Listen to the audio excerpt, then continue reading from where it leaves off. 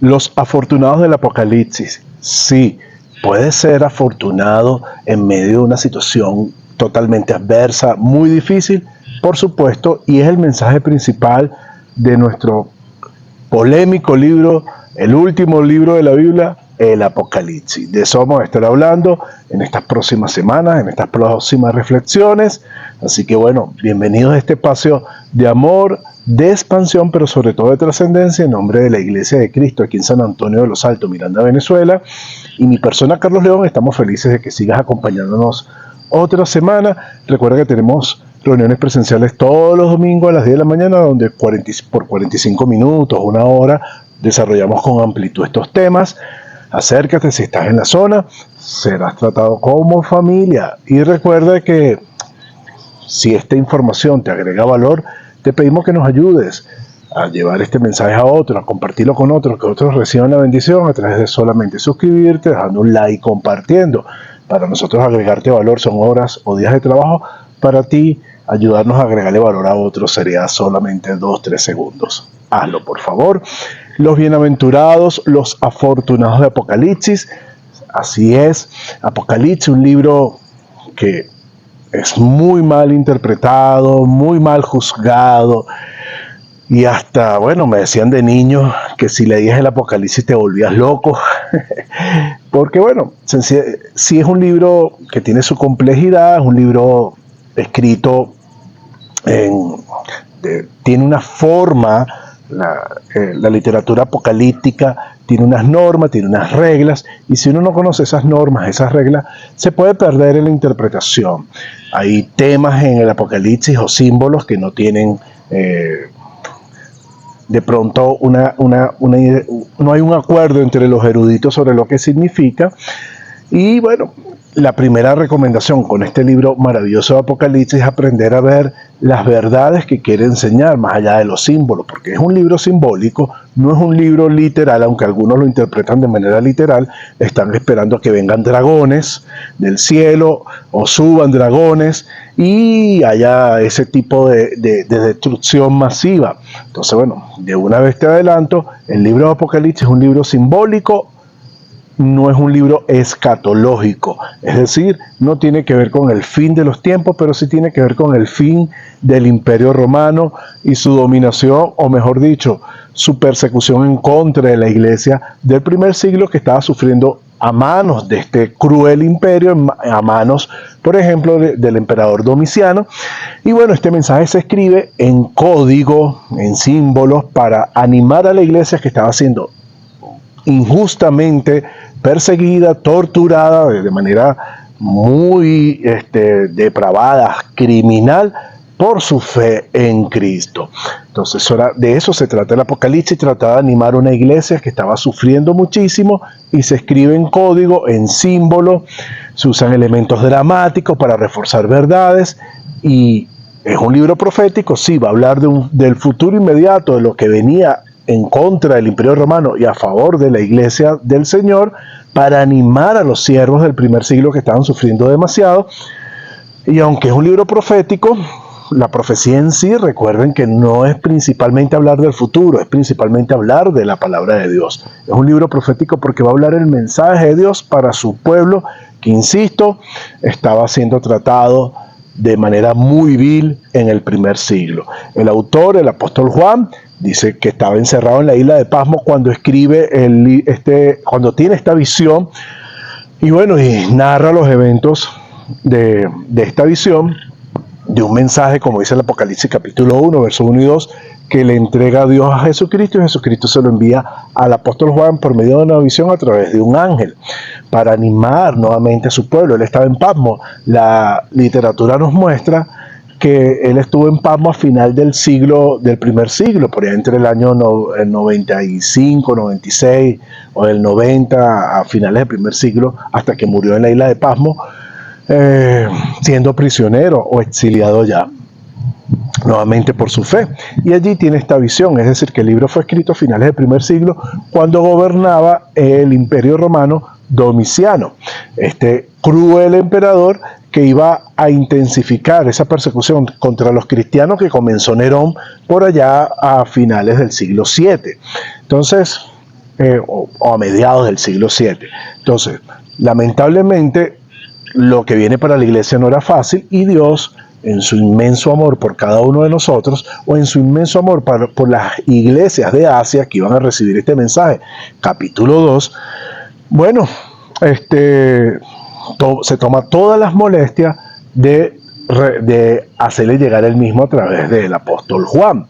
Ya sabemos, como les acabo de mencionar, para algunos es un libro escatológico que habla del fin de los tiempos, para otros, porque lo interpretan de manera literal, para otros, como nosotros, es un libro que, como todos los libros del Nuevo Testamento, es un libro histórico que viene a formar parte de la Biblia, porque la iglesia estaba viviendo una dificultad como los demás libros que vemos en el Nuevo Testamento, y se escribe estas cartas de Pablo, por ejemplo, para dar respuesta, animar a la iglesia que estaba pasando por momentos difíciles, y el Apocalipsis es exactamente lo mismo, animar a una iglesia que está pasando por momentos difíciles.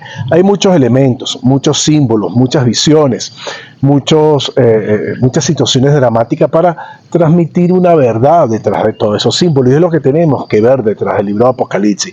No verlo con un detalle, qué significará la hojita sobre ese pino que está allá atrás.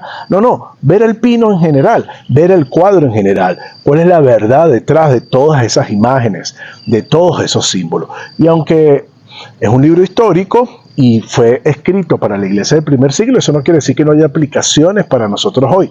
Pero lo primero que hay que entender, qué significó para la iglesia del primer siglo, el mensaje, cómo lo entendieron ellos, para luego poder entenderlo nosotros y ver qué aplicaciones tiene para nosotros este maravilloso libro, que es un libro no de terror, sino de ánimo para los que están sufriendo en el Señor, para que vean que pueden ser afortunados en medio de momentos difíciles, porque sí, aparecen 7 bienaventuranzas o 7 versículos que nos dicen que hay personas afortunadas por hacer algunas cosas en medio de los momentos difíciles. 7 bienaventuranzas. El número 7 en la Biblia o en el Apocalipsis significa lo perfecto, lo sagrado. Entonces son 7 bienaventuranzas perfectas, o 7 formas de ser afortunado en los momentos difíciles que pueda estar viviendo, como lo vivió la iglesia del primer siglo. Que vaya, lo que te ha pasado a ti y a mí, te aseguro que no es nada en comparación a lo que ellos tuvieron que vivir, y de manera totalmente injusta, porque muchas veces lo que nos toca vivir a nosotros no los hemos buscado, no los merecemos. La iglesia del primer siglo no se merecía esa persecución totalmente cruel e injusta en su contra, y esas torturas que recibían una vez capturados por ser cristianos, siendo lanzados al foso de los leones, a pelear con gladiadores que, bueno, no peleaban, eran asesinados, siendo empalados, convertidos en lámparas públicas al ser bañados con brea luego de ser empalados. Tremendo lo que sufrían hombres, mujeres, niños, ancianos, por su fe. Y Jesucristo ya lo había anticipado. Aquí vamos a hablar de los afortunados del Apocalipsis, cómo tú puedes ser afortunado en los momentos difíciles o a pesar de los momentos difíciles. Pero Jesucristo ya había dicho en el Sermón del Monte que los que fueran perseguidos por causa de la justicia eran bienaventurados, y de ellos es el reino de los cielos. Entonces, gozados y alegrados, porque su tesoro será grande en los cielos. Ya lo había advertido. Así le había pasado a los profetas del Señor, dice el mismo Jesucristo en el Sermón del Monte. Le había pasado a los apóstoles. El mismo apóstol Juan estaba sufriendo exiliado en la isla de Patmos. Y así le iba a pasar a los cristianos del primer siglo, segundo siglo. O sea, iban a sufrir por su fe. Pero puedes encontrar bendición, puedes encontrar alegría, puedes encontrar gozo y paz en medio del dolor. Puedes aprender a tener paz en medio de la tormenta, porque no es una paz circunstancial que dependa de las situaciones que te rodean, sino de tu relación con el Eterno, con el Dios de paz, con Jesucristo, que es el príncipe de paz. Y con esto más o menos en contexto, porque no me da tiempo en estos minutos de contarte todo sobre el libro de Apocalipsis, te invito a investigar más, a no tomar solo una versión o solo mi opinión o la opinión de alguien. Investiga, ten criterios, haz tu propia documentación del mismo, tu propio estudio del libro de Apocalipsis. Te invito a nuestra congregación para que, bueno, profundicemos más sobre este tema.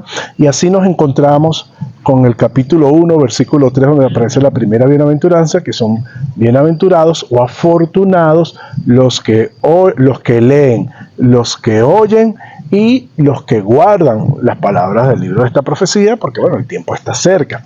Entonces, para ser bienaventurado en los momentos difíciles, nos dice Apocalipsis, para ser afortunado, que la palabra afortunado en griego, Macario, significa supremamente bendecido. Sí, puede ser supremamente bendecido en los momentos difíciles, y para ser supremamente bendecido en los momentos difíciles, lo primero que nos dice Apocalipsis en el versículo 3 es que hay que leer la palabra de Dios, y leerla no es leerla para ti. En este caso se refiere a como se hacía en la sinagoga o como se hacía en las iglesias una vez que recibían una carta como esta, leerla públicamente. Es decir, cuando tú, en vez de quedarte encerrado, ensimismado en tu dolor, en tus problemas, en tus desafíos, te dedicas a ayudar a otros con un mensaje de aliento y de paz, y no hay mejor mensaje de aliento y de paz que el de la palabra de Dios, tú eres supremamente bendecido, eres bienaventurado, eres afortunado en tus momentos de dolor. Y me recuerdo una hermana aquí que, saliendo de la quimio, muchas veces me dijo, vamos a ir a visitar una casa hogar que animábamos o le llevábamos estudios, mensajes, comida,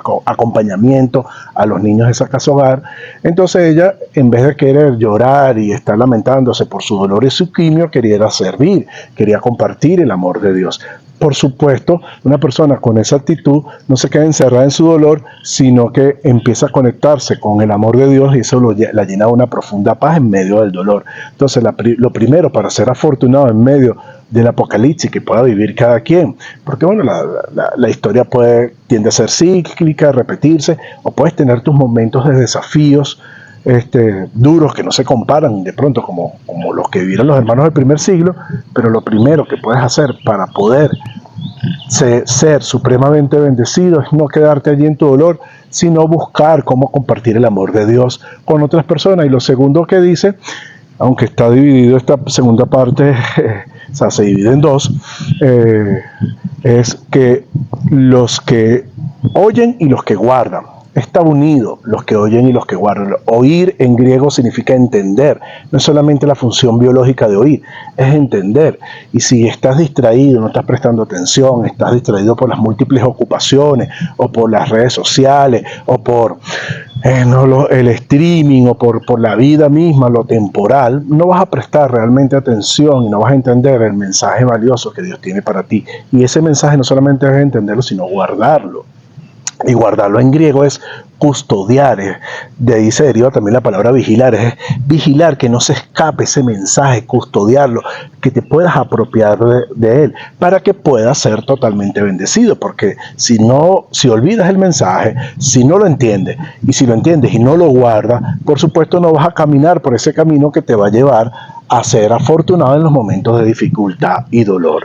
Y cierra el libro de Apocalipsis con lo mismo, en el capítulo 22, la penúltima bienaventuranza, verso 7 es: bienaventurados los que guardan. Vuelve a hablar de la importancia al principio y al final de apropiarte de la palabra y no dejar que escape de tu vida, es decir, siendo coherente con una fe que estás profesando, que tiene que ser acompañada de obras para ser realmente supremamente bendecido, pase lo que pase, venga lo que venga en tu vida. Así que bueno, gracias por acompañarnos con esta primera bienaventuranza, que bueno, la dividimos en dos porque la combinamos con la última de Apocalipsis. Van a ser, en vez de 7, vamos a ver 6, y te animamos a que recuerdes que el Señor no quiere solamente tu eternidad, tu trascendencia, sino también tu transformación. Guarda esta palabra, vívela en tu vida para que puedas ser transformado. Te amo en Cristo. Dios te bendiga.